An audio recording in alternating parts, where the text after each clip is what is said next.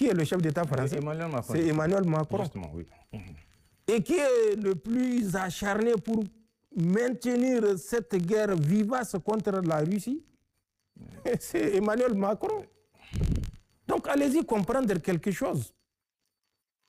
On avait découvert, si vous vous rappelez, un bateau qui avait fait escale en Allemagne, chargé d'uranium enrichi en provenance de la Russie et en partance vers un pays de l'Europe ou de l'Occident. Ça veut dire quoi? Ça veut dire qu'eux, ils sont intelligents pour dissocier la politique de l'économique et que nous, nos chefs d'État de la CEDEAO, en marionnettes achevées, en marionnettes finies, ne peuvent pas faire la différence entre le domaine politique et le domaine économique, épargner leur peuple des souffrances inutiles. Mais il faut réfléchir, il faut poser des questions et poser des bonnes questions. Donc pour nous, l'ouverture de la frontière en tant que telle n'est pas l'acte fondamental. Qu'est-ce qu'il faut poser comme jalon pour que cette frontière, une fois ouverte, soit une frontière des peuples et non une frontière d'un individu? C'est ça la différence. Parce que quand la frontière appartient au peuple, un individu marionnette ne peut pas s'élever pour dire fermer. Le peuple va s'opposer à cette fermeture-là. Et ce sont ces dispositions que nous voulons prendre pour qu'à l'avenir, que ce soit un président nigérien ou un président béninois, ne puisse s'élever pour dire fermez-moi cette frontière. Parce que quand il le dira, il va trouver en face de lui tout le dandy mobilisé pour s'opposer à la fermeture de cette frontière. Et c'est pour ce faire que nous avons mis un comité qui a réfléchi, qui nous a fait des propositions en respectant le canevas. Et c'est pourquoi nous avons accueilli avec, je dirais, conscience d'énormes défis auxquels le nouveau président béninois fera face, son Excellence Ouadani. C'est pourquoi nous l'avons accueilli au Niger pour montrer que le lien entre les peuples est au-dessus du lien entre les chefs d'État. Et c'est pourquoi nous faisons tout pour que, une fois que cette frontière sera ouverte, aucun individu, si puissant croit-il être, ne puisse la fermer selon ses humeurs. Et vous convenez avec moi, beaucoup d'eau a coulé sous le pont, il y a des traces, il y a des plaies qu'il va falloir penser et correctement soigner avant de prendre la décision irréversible de l'ouverture de la frontière. Les deux parties ont fait preuve de disponibilité, d'engagement, mais il y a des préalables. Et ces préalables, c'est au président béninois Ouadani et à moi-même qu'il revient de leur donner une signification, une réponse pour que la frontière soit définitivement et de façon irréversible ouverte. D'accord. Donc pour l'heure, Monsieur le Président, il n'y a pas une date précise pour l'ouverture de cette frontière? Je vous ai dit qu'il y a des préalables. D'accord. Tout ce que nous faisons, nous le faisons après mûre réflexion, en nous assurant que les intérêts du Niger seront préservés, comme les intérêts du Bénin ne seront pas méconnue, en nous assurant que notre frontière commune ne sera plus soumise à des états d'âme d'individus ou des états d'humeur ou des sauts d'humeur d'individus, que ce soit la propriété d'un même peuple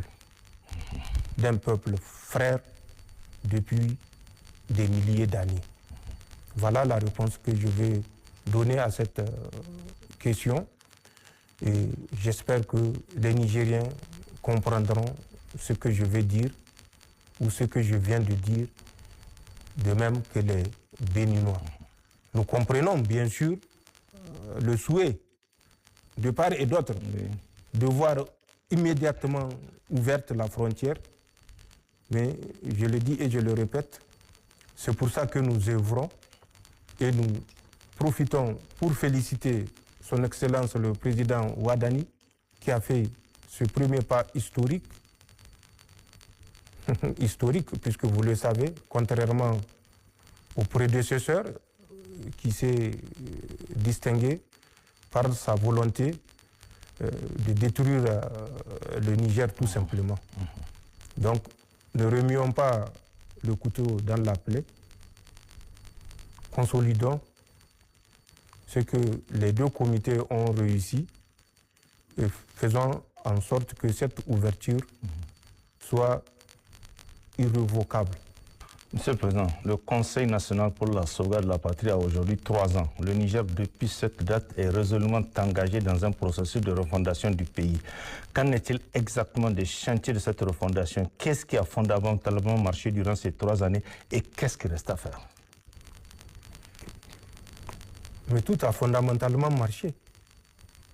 Qu'est-ce qui n'a pas fondamentalement marché? Pour un peuple à qui on a donné 2 semaines, et là vous êtes en train de me poser des questions sur 3 ans, 3 ans de combat, 3 ans de lutte. Mais même dire 3 ans, je peux comprendre 3 ans de combat, 3 ans de lutte. Mais dire 3 ans, c'est exagéré. C'est oublier. Et c'est ce que nous voulons que les Nigériens ne fassent pas. L'oubli. L'oubli, il tétanise l'esprit créateur.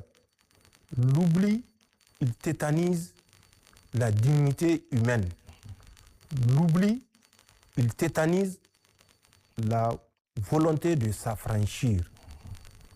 Rappelez-vous, je l'ai dit, le 26 juillet, quand nous étions arrivés 2023, mais la CEDEAO nous a mis sous embargo pendant près d'1 an. Rien ne rentrait au Niger si ce n'est la sagesse, cette fois-ci je le citerai, du président du Conseil togolais, Faure Essozuma Gnassingbé et Adema.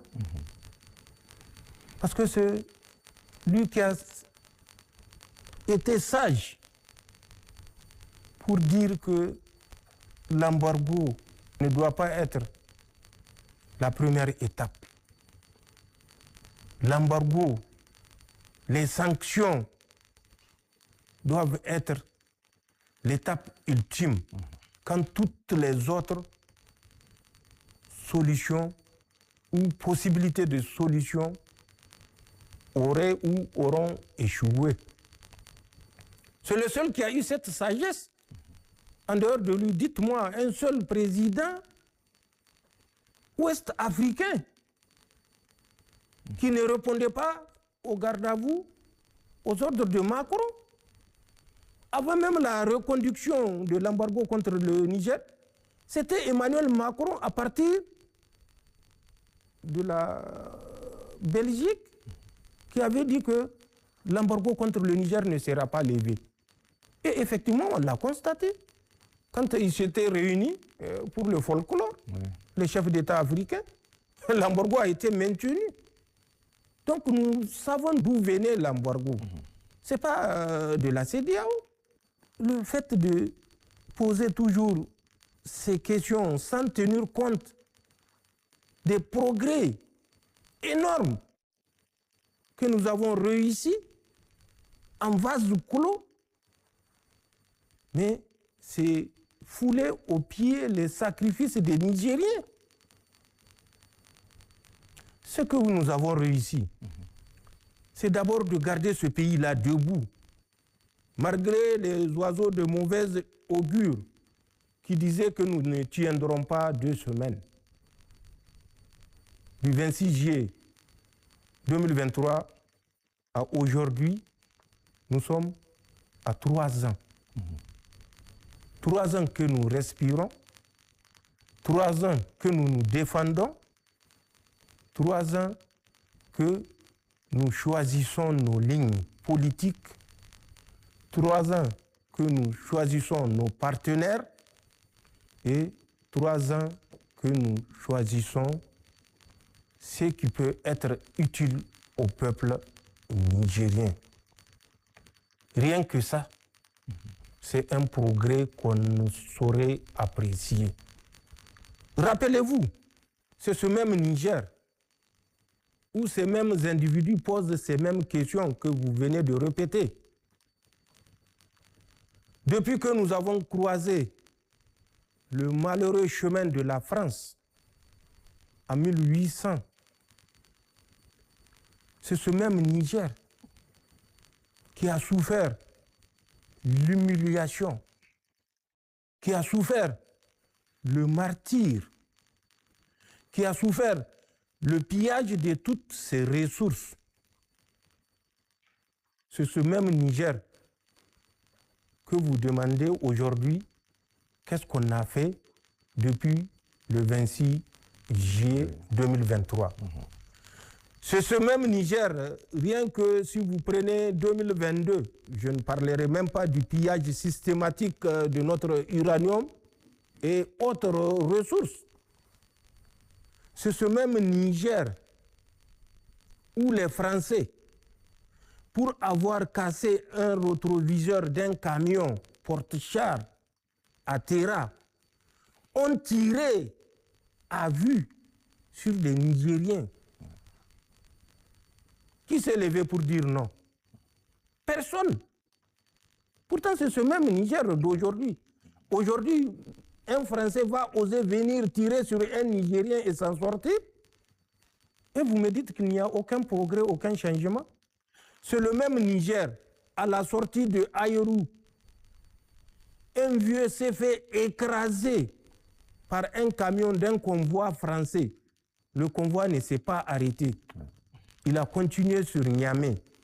Le convoi venait de Tabrebre. C'est un Nigérien qui a été écrasé. Même si c'est une chèvre, le convoi devait s'arrêter pour demander le propriétaire de la chèvre et envisager le dédommagement. C'est un humain qui a été écrasé, un vieux âgé de plus de 70 ans. Le convoi ne s'était pas arrêté. C'est ce même Niger, pourtant, qui n'est plus le même depuis le 26 juillet 2023. C'est ce même Niger où, je l'ai dit, il y a plus de 5000 militaires des forces étrangères sur notre territoire. On vous cache les chiffres, on vous cache les données. Il y avait plus de 5000, dirais-je, militaires français et autres sur notre territoire. C'est ce même Niger. Pourquoi les gens ne se sont pas posé la question? Et c'est à ce même Niger qui a pris son destin en main depuis le 26 juillet 2023 qu'on pose des questions de qu'est-ce que nous avions fait, qu'est-ce que nous avons réussi. Non. Une fois de plus, au risque de me répéter, poser ce genre de questions, c'est fouler aux pieds le sacrifice. Non pas seulement des forces de défense et de sécurité, mais des Nigériens dans leur ensemble. Nous le voyons tous les jours. Les populations qu'on massacre dans les mosquées ou dans les villages ou dans les champs. Mais c'est des Nigériens qui n'ont demandé à la France rien du tout,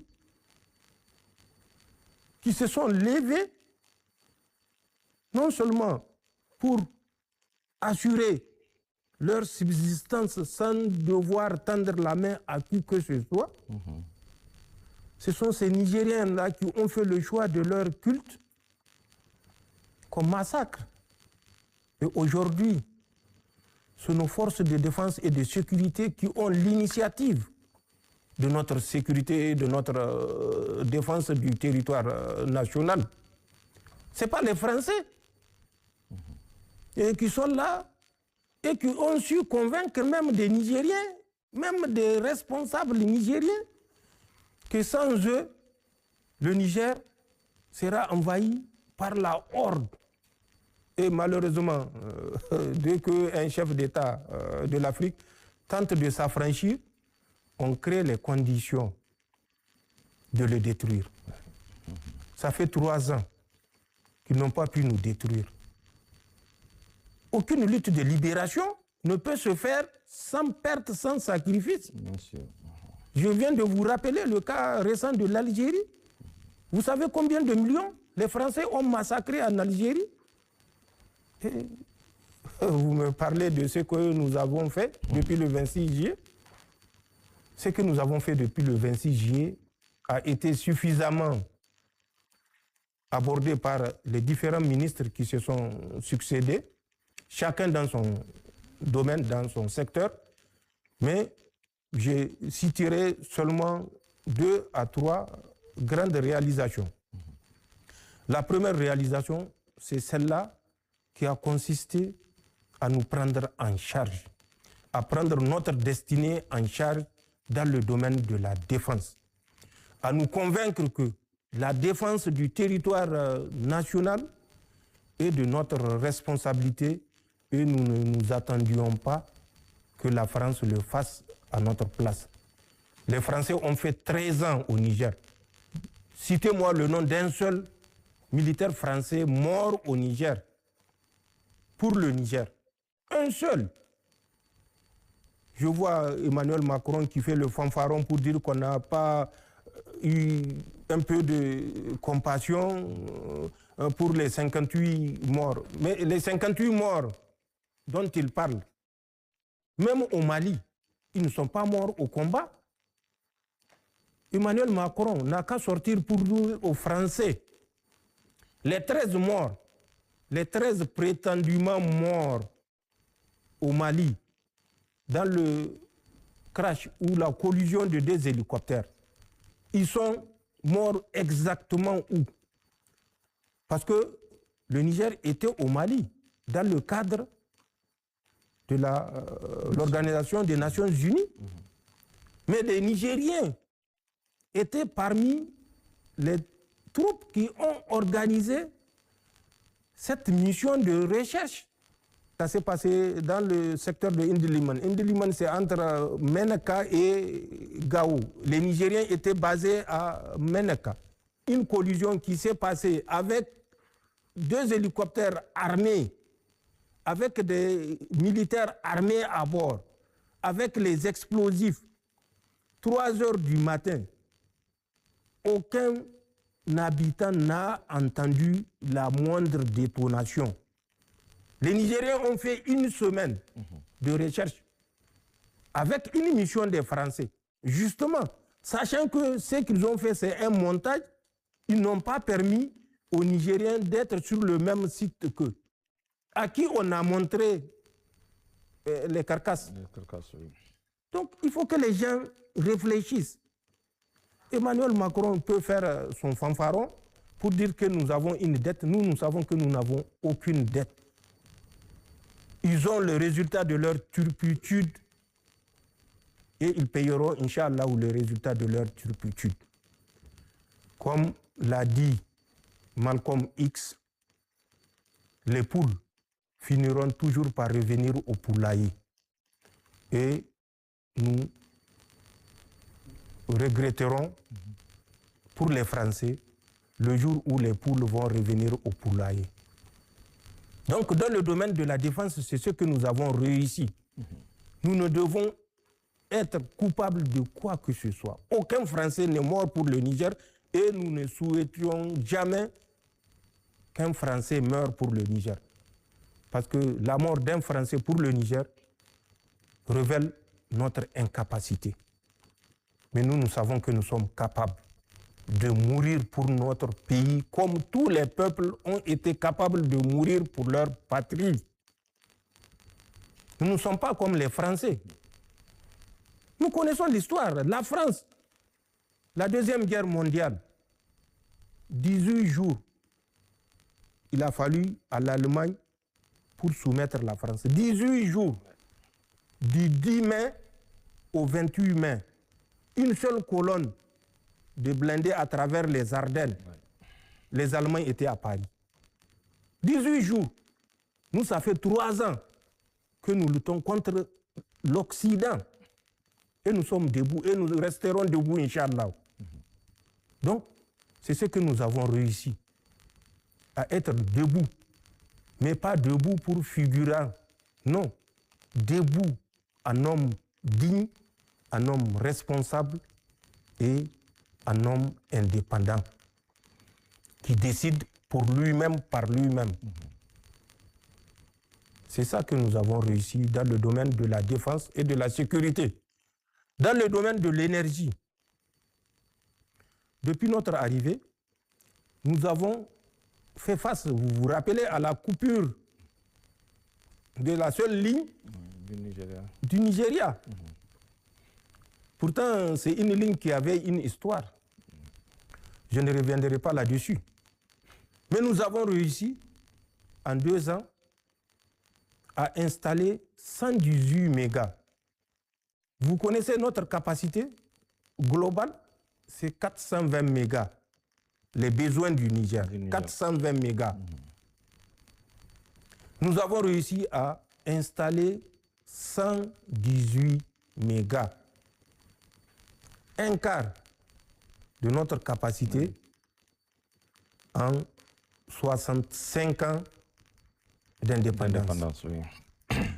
Nous avons payé pour 100 autres mégas où tout est financé et qui seront installés, ce qui portera le coût de nos réalisations installées et à installer, parce que le financement est acquis, 218 mégas. La moitié de ce que le pays a fait en 65 ans d'indépendance. Et cela, ce n'est rien. On peut nous convaincre que ce n'est rien. En 2 ans, réaliser 50% de ce qu'un pays a réalisé à travers les différents responsables, les différents régimes qui se sont succédés en 65 ans. Et tout ça, ce n'est rien. Mieux, avec Salk Damne qui est en bonne voie, c'est 600 mégas qui seront réalisés à travers un premier test pilote ou une première phase pilote. Parce que notre objectif à terme, c'est 5200 mégas. Beaucoup de Nigériens ont crié que ce n'est pas possible. Il n'y a rien qui soit impossible. Et pour nous, rien n'est impossible. Et pour le peuple nigérien, depuis le 26 juillet 2023, rien n'est impossible et rien ne sera impossible, Inch'Allah. Dans le domaine de l'agriculture, l'embargo qu'on nous a imposé, le sac de riz de 25 kilos qui se vendait à 10 000, en une semaine, sans raison, a bondi à 19 000. À Niamey, c'était 16-17 000. À l'intérieur du pays, c'était parti jusqu'à 22 000 francs CFA. Un pays comme le Niger, détenteur de la plus grande réserve en eau douce du sous-sol, la plus grande réserve en eau douce du monde, un pays avec 1 267 000 km², même le désert qu'on vous dit que non, c'est un désert aride, mais le désert apparaît aride.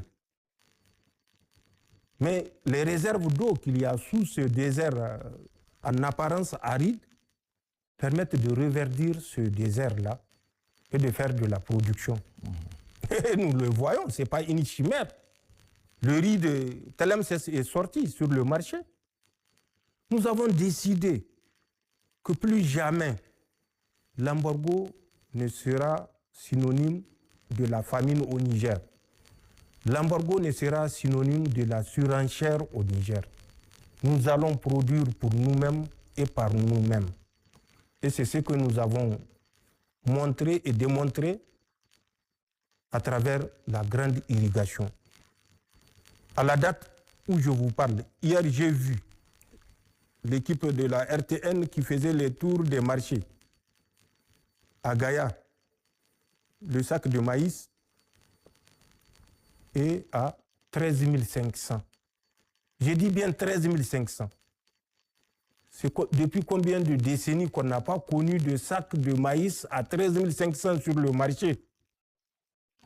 Le riz, 8 000 sur le marché, j'ai vu.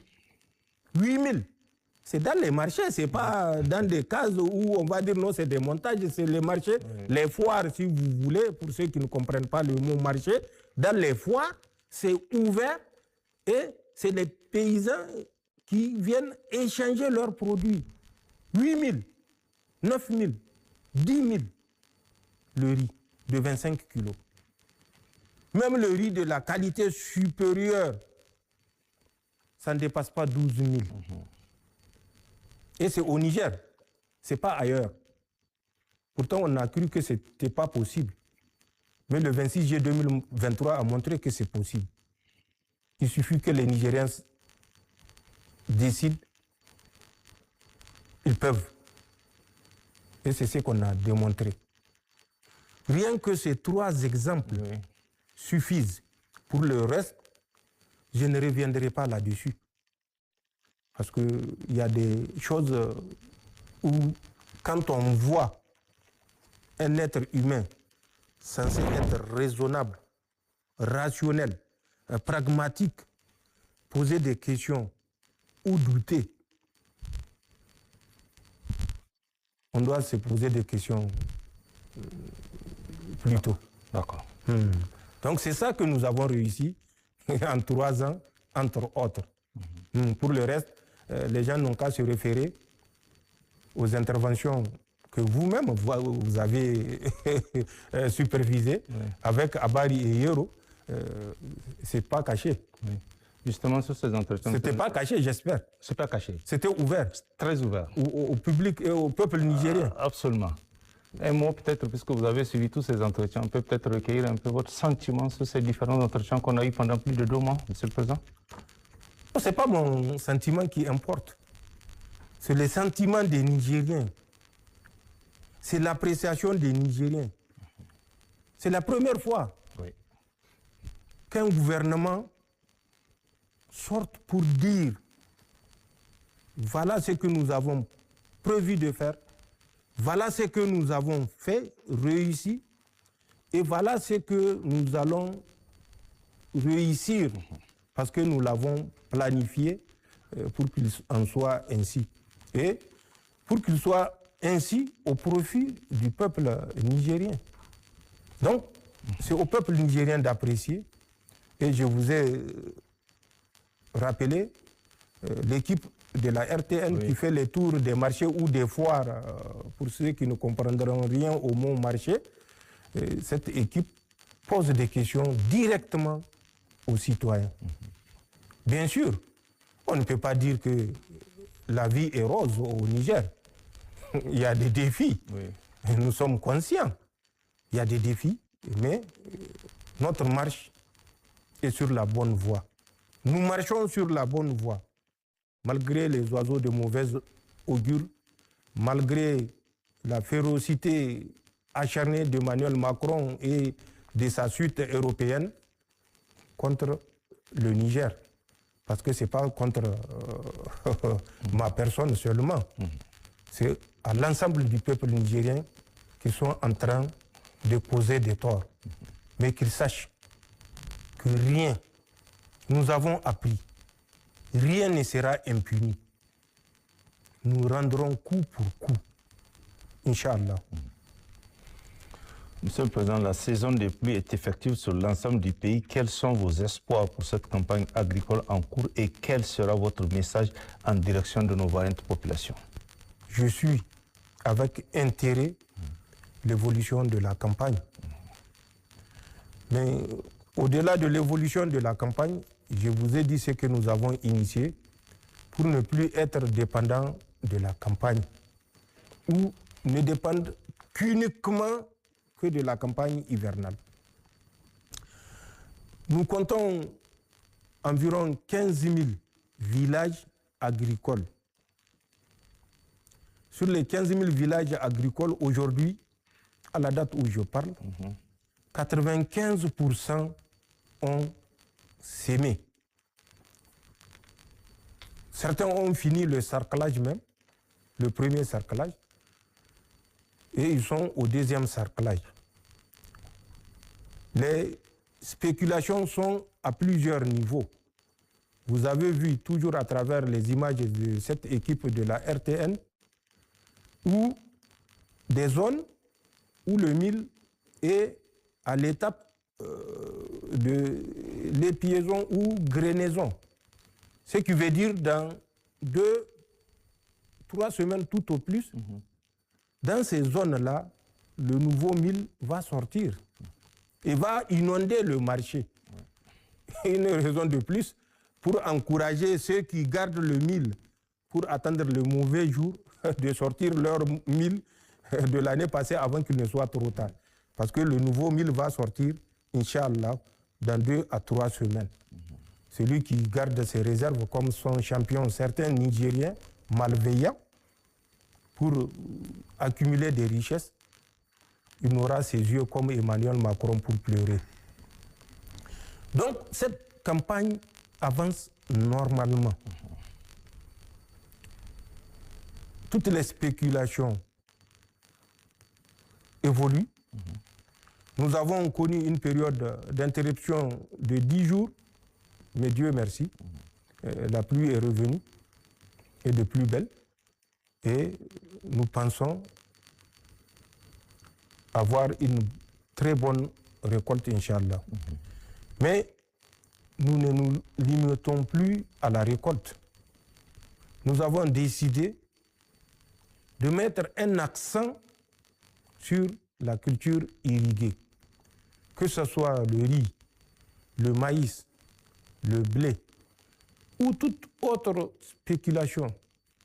Nous avons décidé d'aménager au moins sur le programme de 5 ans 21 000 hectares. Nous avons réussi, Dieu merci, à réaliser rien qu'au bout de 2 ans d'énormes résultats qui se voient sur le marché en termes de réhabilitation et en termes d'aménagement.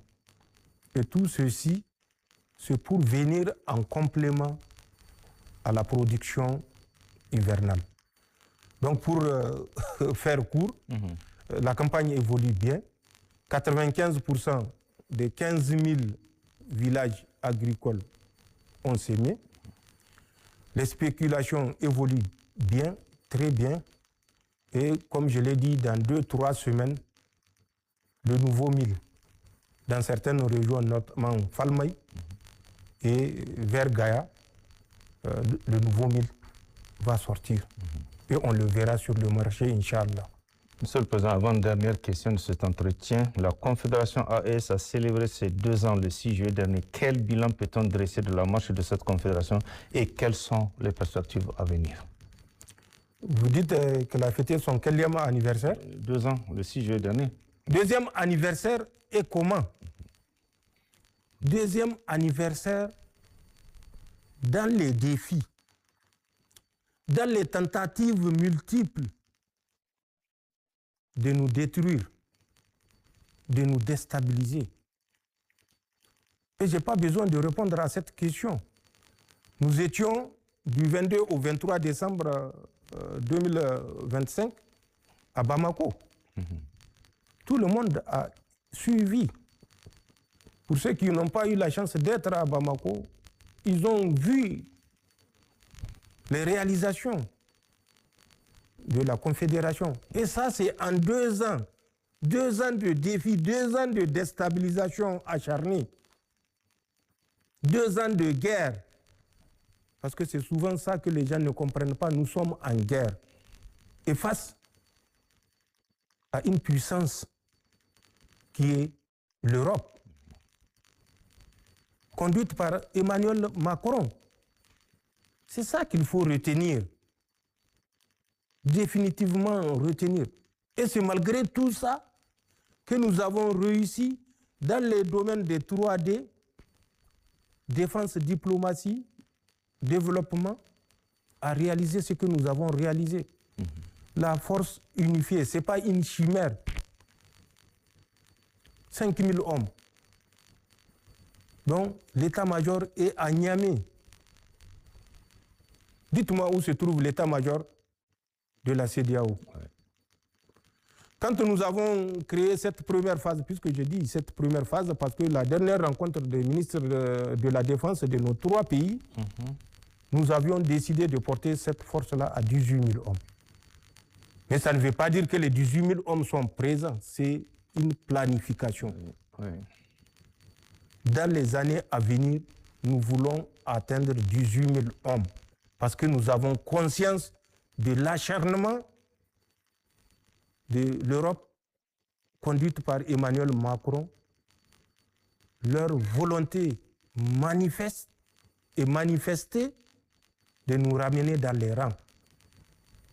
Donc nous avons une force unifiée avec un état-major opérationnel qui avait eu, en dehors de l'opération conduite le 25 avril, lorsque le Mali avait été attaqué par 12 000 hommes équipés par l'Union européenne ou par l'Europe,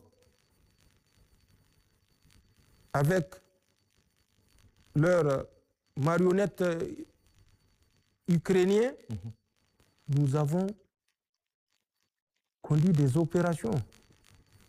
Mais nous sommes des spécialistes de la défense. Nous sommes des spécialistes du secret. Il ne faut pas que les gens s'attendent à ce qu'on sorte pour dire, bon, nous avons planifié, nous allons faire mouvement sur Gao, nous allons faire mouvement sur Sévaré, nous allons faire mouvement sur Kidal. Non, ça, ce n'est pas de la communication. Nous sommes dans la réalité, nous ne sommes pas dans le virtuel. Nous avons réussi cette force unifiée qui est présentement à 5 000 hommes.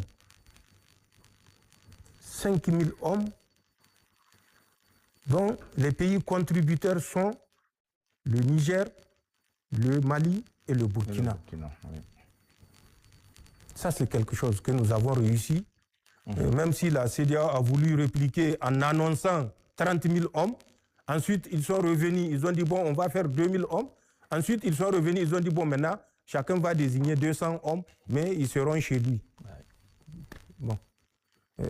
La comparaison est nette, j'espère, pour tout esprit lucide. Nous avons créé la Banque confédérale dans le domaine du développement économique, la Banque confédérale pour l'investissement et le développement. C'est une réalité. Réussi en 2 ans, malgré la guerre. Et les fonds de cette banque-là proviennent, dans un premier temps, de la participation qui est connue de chaque État. Ça, c'est le domaine des finances. Je laisserai le ministre des Finances vous faire les détails. Nous avons réussi dans le domaine de la diplomatie à parler d'une même voix.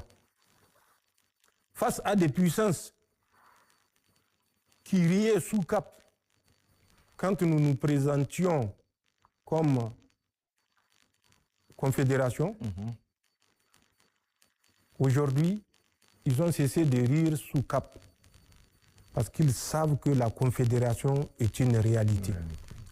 Et ça, c'est un combat diplomatique qui a été conduit par nos 3 États pour aboutir à ce résultat. Aucun pays de la confédération ne sera pris de côté pour l'opposer aux 2 autres. Que le peuple de la confédération se rassure. Un peuple, un espace, un destin est porté par chacun des 3 chefs d'État de la confédération. De la même façon que c'est une conviction pour moi, c'est une conviction pour son Excellence Assimi Goïta, c'est une conviction pour son Excellence Ibrahim Traoré. Et nous voulons que le peuple soit convaincu de cet état de fait. La guerre informationnelle ne va jamais rater la moindre occasion pour nous diviser. Mais qu'ils se détrompent. La confédération qu'ils ont connue ou le Sahel qu'ils ont connu n'est plus le Sahel d'aujourd'hui, n'est plus le Sahel de la confédération. Et que par rapport à ça, notre détermination est sans limite. Donc dans le domaine diplomatique, nous parlons d'une voix, nous réalisons des grands programmes et nous réalisons des grands projets dans le domaine diplomatique pour défendre nos intérêts sur la scène internationale. Sinon, comment comprendre que l'Union européenne soit l'invité d'honneur de premier rang à une rencontre de l'Union africaine, alors qu'il y a des peuples africains qui ont fait l'histoire de l'Afrique, qui sont mis à l'écart. Tout simplement parce que le financement vient de l'Occident. Ouais. C'est ce que nous devons arrêter. Finançons nos projets et nos programmes par nous-mêmes et nous serons réellement libres et nous pouvons dire que nous sommes africains et que nous pouvons nous regrouper dans des structures comme l'Union africaine, comme la CEDEAO. Sinon, ce n'est que baliverne et poudre aux yeux. Mais nous avons cessé de nous mettre la poudre aux yeux et de raconter des balivernes. Donc, voilà ce que la Confédération a réussi en quelques phrases. Ça également, ça a été dit par les différents ministres qui se sont succédés lors des multiples entretiens que vous avez eus dans le cadre de la reddition des comptes du gouvernement. Un peuple, un espace, un destin. Pour finir cet entretien, sur quoi voulez-vous bien conclure? Pour finir cet entretien, j'aimerais conclure en invitant toujours les Nigériens à maintenir et à faire ce que nous avons su bien faire et qui nous a permis de tenir 3 ans au moment où on nous prédisait 2 semaines. Prions pour notre pays, pour notre espace. Travaillons pour notre pays, pour notre espace. Les défis ne sont pas imaginaires, ils sont réels. Le Mali a fait l'objet d'une attaque sauvage le 25 avril. Cette attaque-là a été conduite avec la complicité des pays africains voisins au Mali. Et c'est ça que nous devons combattre. Ils ont attaqué le Mali par 3 axes. Un axe qui est sorti du nord Bénin, passé dans notre Gourma et le Burkina, 3 colonnes pour faire jonction et aller attaquer soit Gao, soit Sévaré. Un autre axe est sorti de la Côte d'Ivoire. Il y a une forêt où les Ukrainiens qui viennent former ces mercenaires-là atterrissent en Côte d'Ivoire avec des visas pour visiter la Côte d'Ivoire qu'ils obtiennent à partir d'un pays qui est non loin de l'Ukraine, voisin à l'Ukraine, que je tairai le nom, avec comme destination la Côte d'Ivoire. Il y a une forêt qui s'appelle le Yelli. C'est là-bas que tous ces terroristes-là sont formés en Côte d'Ivoire. Ouais. C'est le deuxième axe. Et le troisième axe est venu de la Mauritanie. C'est ce que j'ai dit. Et vous vérifiez sur toutes ces positions-là que je viens de citer, dans tous ces pays-là, s'il n'y a pas de forces françaises qui sont à l'œuvre. Les services français sont dans ces pays que j'ai cités et c'est ces services français, peut-être à l'insu ou au-dessus de ces autorités qui organisent ces actions contre nos pays. Le 25 avril 2026, les 7-8 attaques simultanées qui se sont produites au Mali viennent de ces 3 axes. Les Français vont vous dire qu'ils ont quitté la Côte d'Ivoire. Mais c'est une chimère, je l'ai dit. Ouais. Au 43e Bima, même le 30 mars passé, 30 mars 2026, là, ils ont formé des gens sur l'utilisation des drones. Les drones kamikazes, les drones que vous voyez utilisés sur nos positions. Donc c'est ce que j'aimerais dire au peuple de la Confédération. Les défis sont énormes. L'adversité est animale, irrationnelle. Emmanuel Macron est devenu fou. Il faut que les Africains comprennent. La France n'est l'ami de personne. De Gaulle l'a dit, la France n'a pas d'amis, elle a des intérêts. Toi, un petit Africain, tu vas croire le contraire parce que tu es l'ami des Français. Il faut que les gens soient rationnels, qu'ils soient lucides.